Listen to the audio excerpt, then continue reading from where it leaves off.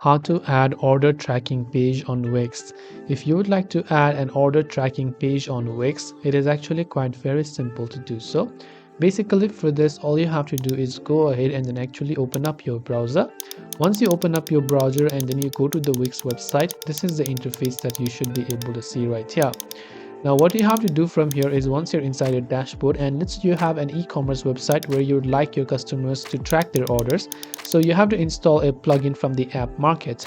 On the left hand side, go to the option called apps and go to the option called markets, and from here in the search bar you just want to paste and type in tracking page, and you'll find many plugins, but the one that you have to install is this that loads up at the very first.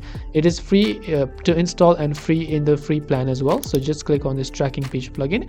Now this is the official tracking page plugin from ClickApps and from the Wix themselves, so you can click on add to site option and then you'll be able to add this plugin to your site. Now when you install this, customers will have a new number or a new option that will ask them to go ahead and then track their order, from where they should be able to track their particular order on your Wix website.